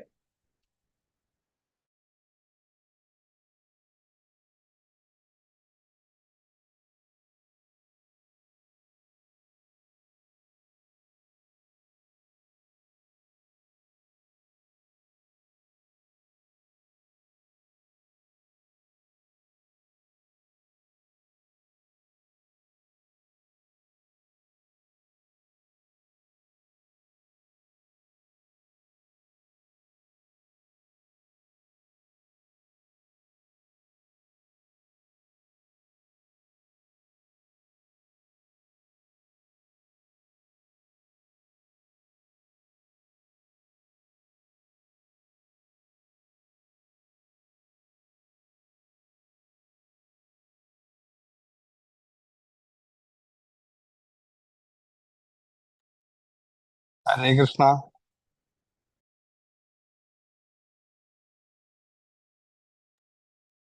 ഹരേ കൃഷ്ണ. റേഞ്ച് പോയി തോന്നുന്നു. നെറ്റ്വർക്കിന്റെ പ്രോബ്ലം ആണെന്ന് തോന്നുന്നു അല്ലേ? ഹരേ കൃഷ്ണ. ഇപ്പൊ വരുന്നുണ്ടാവും അത്. ഒന്നും പറഞ്ഞില്ലല്ലോ. അറ്റൻഡൻസ് കിട്ടോ എല്ലാരും?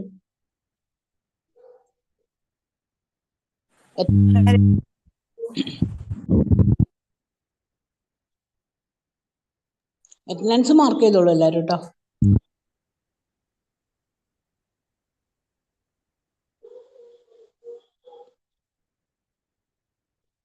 ശ്രീജ മാതാജി. ഹരീഷ് മാതാജി. എന്താ നെറ്റ്വർക്ക് ആയിരിക്കും അല്ലേ പ്രശ്നം? ലിങ്ക് പോയി മാതാജി. അറ്റൻഡൻസിനുള്ള ലിങ്ക് പോയി മാതാജി. ഓക്കെ മാതാജി, ഞാൻ ഇട്ട് തരാമല്ലോ.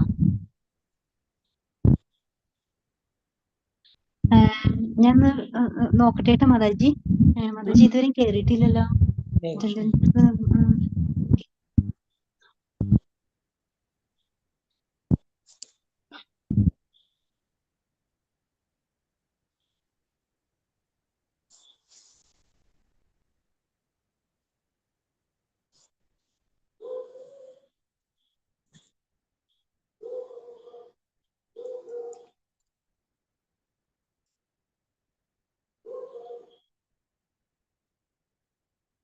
കേട്ടില്ല.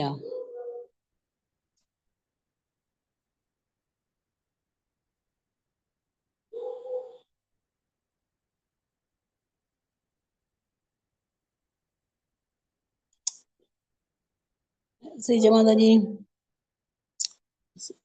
ഹരേ കൃഷ്ണ. ശ്രീജ മാതാജി.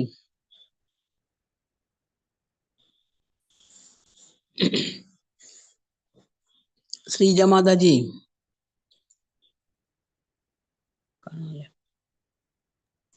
ഹരേ കൃഷ്ണ. ഹരേ കൃഷ്ണ മാതാജി, കേൾക്കാമോ? കേൾക്കുന്നുണ്ട് മാതാജി. ഹരേ കൃഷ്ണ. ഹരേ കൃഷ്ണ. നെറ്റ് ഇഷ്യൂ ആയിരുന്നു കേട്ടോ. ഹരേ കൃഷ്ണ. മാതാജി, താങ്ക് യു ഹരേ കൃഷ്ണ. ഹരേ കൃഷ്ണ. നമ്മൾ എവിടെ വരെ പറഞ്ഞു? ഇനി ഷെയർ ചെയ്യട്ടെ കേട്ടോ. കാണാമോ? ഇല്ല മാതാജി, ഷെയർ ആയിട്ടില്ല. ഓക്കെ, ശരിയായിട്ട്. ഷെയർ മാതാജി കോസ്റ്റ് ആക്കിയില്ല അല്ലേ?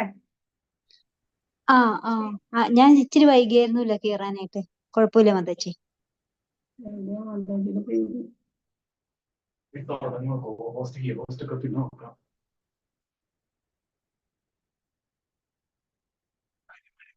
ഹരേ കൃഷ്ണ. അപ്പൊ നമ്മൾ 26, 27 വരെയായി അല്ലേ? ഹരേ കൃഷ്ണ. സോറി ട്ടോ, നെറ്റ് ഇഷ്യൂ ആയിരുന്നു. അശ്രദ്ധയാഹുതം ദത്തം തപസ്തപ്തം കൃതം ചയത് അസദിത്യുച്യതേ പാർത്ഥ നച തത്പ്രേത്യനോ ഇഹ. പരമപുരുഷനിൽ പൂർണ്ണ വിശ്വാസം കൂടാതെ ചെയ്യപ്പെടുന്ന യജ്ഞവും ദാനവും തപസ്സും അസത്ത് എന്ന് പറയപ്പെടുന്നു. ക്ഷണികങ്ങളായ അത്തരം കർമ്മങ്ങൾ ഇഹലോകത്തിലും പരലോകത്തിലും നിഷ്പ്രയോജനങ്ങളാണ്. അപ്പൊ ഭഗവത് പ്രീതിക്ക് അല്ലാതെ ചെയ്യുന്നത് ഒന്നും ഫലപ്രദമല്ല. നേരിട്ട് കൃഷ്ണാവബോധത്തിലേക്ക് നീങ്ങുക എന്നതാണ് ഈ അധ്യായത്തിന്റെ സന്ദേശം. ഭക്തന് ഭഗവത് സേവനത്തിന് അവസരം വേണമെന്ന് മാത്രമേ ആഗ്രഹം ഉണ്ടാവുള്ളൂ. അത് ചൈതന്യ മഹാപ്രഭു എഴുതി, ന ധനം ന ജനം ന സുന്ദരീം കവിതാം വാ ജഗദീശ കാമയേ മമ ജന്മനി ജന്മനീശ്വരേ ഭവദാത് ഭക്തിരഹൈതു കീത്വയി. അപ്പോ ധനം വേണ്ട, ജനങ്ങൾ ആരും വേണ്ട, സുന്ദരി വേണ്ട. എന്താ വേണ്ടത്? എനിക്ക് എത്ര ജന്മമുണ്ടെങ്കിലും ഭഗവത് സേവനം ചെയ്യാനുള്ള അവസരം മാത്രം മതി എന്നാണ് പറയണത്. അപ്പോ നമ്മൾ നാമം ജപിക്കുമ്പോ ഉറക്കെ നാമം ജപിക്കാം. നമുക്ക് നാമം ജപിച്ചാൽ എന്താ ഗുണം? ഉറക്കെ ജപിക്കുമ്പോ വൃക്ഷലതാദികളും അതുപോലെ പക്ഷി മൃഗാദികൾ നമ്മുടെ ചുറ്റിലുള്ള ജീവികൾക്കൊക്കെ നമുക്ക് കേൾപ്പിക്കാൻ പറ്റും. അവർക്കും പുണ്യം കിട്ടും എന്നുള്ളതാണ്. അപ്പൊ അധികം ഉറക്കെയൊന്നും ജപിക്കണ്ട. അപ്പൊ ആൾക്കാർ കേട്ടാ വിചാരിക്കും ഭ്രാന്താണ്. അപ്പൊ എന്നാലും നാമജപം നമ്മൾ മുടക്കരുത്. ഈ ഗോലോക ചാർട്ട് നമ്മൾ കണ്ടതാണ്. പിന്നെ നാരദ ഭക്തി സൂത്രത്തിൽ പറയുന്നുണ്ട്, മഹാസംഗസ്തു ദുർലഭോ ഗമ്യോ മോക്ഷ. മഹത്തുക്കളെ സംഗമിക്കാനുള്ള അവസരം ദുർലഭമാണ്, അഗമ്യമാണ്. എന്നാൽ അത് വ്യർത്ഥമല്ല. മഹാത്മാക്കളെ കണ്ടുമുട്ടാനും തിരിച്ചറിയാനും പ്രയാസാണ് എന്നാ. തിരിച്ചറിഞ്ഞാല് അവരുടെ സ്വാധീനം നമ്മെ ഉന്നതിയിലേക്ക് എത്തിക്കുക തന്നെ ചെയ്യും. അത് ഈശ്വരാനുഗ്രഹം തന്നെ എല്ലാത്തിനും വേണം. ഈ സംസാര സാഗരം തരണം ചെയ്യിക്കാൻ ഒരു ഗുരുവിന്റെ സഹായവും നമ്മൾ തേടണം. ഹരേ കൃഷ്ണ. കൽക്കണ്ടത്തിന്റെ മധുരം ഉറുമ്പുകൾക്ക് നല്ല പോലെ അറിയാം, അല്ലെ? കൽക്കണ്ടത്തിന് അറിയില്ല. ഇത് അറിയാനാണ് ചൈതന്യ മഹാപ്രഭു ആയിട്ട് കൃഷ്ണൻ വന്നത്. രാധാറാണിയുടെ ഭാവത്തിൽ വന്നു. ഭക്തി എന്താണ് അതറിയാൻ വേണ്ടിയിട്ട്. അപ്പോ അംബരീഷ് അവന്റെ കാര്യം നമുക്കറിയാം. ഇതുപോലെ ഒരു ഭക്തൻ വേറെ ഇല്ല, അല്ലെ? അംബരീഷ് മഹാരാജാവിന്റെ പോലെ. അപ്പൊ ഇടയ്ക്ക് സംവാദം ഉണ്ടായി നാരദരും പ്രഭു ശ്രീകൃഷ്ണനും ആയിട്ട്. അപ്പൊ നാരദർ ചോദിച്ചു, കൃഷ്ണ ഭഗവാനെ എന്താണ് അംബരീഷൻ ഇത്ര ഉന്നത ഭക്തനാവാനുള്ള കാരണം എന്ന് ചോദിക്കാണ്. അപ്പൊ പറഞ്ഞു, നാരദരോട് പറഞ്ഞു ഭഗവാൻ, ഞാനൊരു കാര്യം പറയാം, അത് ചെയ്താൽ മതി എന്ന് പറഞ്ഞു. അപ്പൊ 4 പ്രാവശ്യം ഈ വൈകുണ്ഠത്തിനെ പ്രദക്ഷിണം വെച്ച് വരണം. അപ്പോ ദ്രവരൂപത്തിലുള്ള നെയ്യ് ഒരു പാത്രം നിറയെ തരും. അത് ഒരു തുള്ളി തുളുമ്പി പോകാതെ 4 വട്ടം പ്രദക്ഷിണം വെച്ച് വരൂ എന്ന് പറഞ്ഞു. ശരി പറഞ്ഞു. അങ്ങനെ നാരദൻ 4 വട്ടം പ്രദക്ഷിണം കഴിഞ്ഞ് വന്നു. അപ്പൊ ഭഗവാൻ ചോദിച്ചു, നെയ്യ് താഴെ വീണോ ചോദിച്ചു. ഇല്ല, ഞാൻ വളരെ കെയർഫുൾ ആയിട്ട് തന്നെ പോയില്ലോ എന്ന് പറഞ്ഞു. അപ്പൊ നീ എത്ര തവണ എന്നെ ഓർത്തു എന്ന് ചോദിച്ചു. അപ്പൊ പറഞ്ഞു, അതെങ്ങനെ സാധിക്കും, ഞാന് നെയ്യിലല്ലേ എന്റെ ശ്രദ്ധ കോൺസെൻട്രേറ്റ് ചെയ്തത് എന്ന് പറഞ്ഞു. അപ്പൊ ഭഗവാൻ പറഞ്ഞു, അംബരീഷ്, ഈ രാജ്യഭരണം ചുമതല എല്ലാം ഉണ്ടായിട്ടും ഒരു നിമിഷം പോലും എന്നെ മറന്നില്ല. അതുകൊണ്ട് തന്നെയാണ്, ഇപ്പൊ മനസ്സിലായില്ലേ, ഉന്നത ഭക്തനാവാനുള്ള കാരണം അത് തന്നെയാണ് എന്ന് പറഞ്ഞു.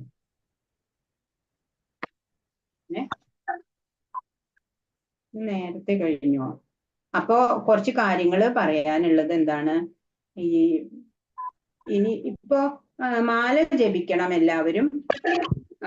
മാല ജപിക്കുന്നവരും അതല്ല, ഇനി ജപത്തില് കുറച്ച് കാര്യങ്ങളൊക്കെ താത്വികമായിട്ട് അറിയാനും അതുപോലെ ഭക്തിയില് മുന്നോട്ട് വരാനും താല്പര്യമുള്ളവർക്ക് ഒരു ഗ്രൂപ്പില് എക്സ്ട്രാ ആയിട്ട് ഒരു ഗ്രൂപ്പില് ചേരാൻ സാധിക്കും. അതും പിന്നെ ലെവൽ 2 അടുത്ത് തന്നെ സൺഡേ മൺഡേ ഒക്കെ ആയിട്ട് ലെവൽ 2 ആരംഭിക്കുന്നുണ്ട്. അപ്പൊ അതിന്റെ ലിങ്ക് ഒക്കെ നിങ്ങൾക്ക് ഗ്രൂപ്പിൽ കിട്ടും. അപ്പൊ അതിന് ജോയിൻ ചെയ്യാവുന്നതാണ്. അപ്പൊ നമുക്ക് ഇപ്പൊ ഭഗവത്ഗീത ഒരു ഓട്ട പ്രദക്ഷിണം പോലെ ഒരു ഓവറോൾ ഒരു അറിവേ നമുക്ക് വന്നുള്ളൂ. അത് പോരാതെ അത് ഡീറ്റെയിൽ ആയിട്ടുള്ള സ്റ്റഡിയാണ് ലെവൽ 2 ഉണ്ടായിരിക്കുക.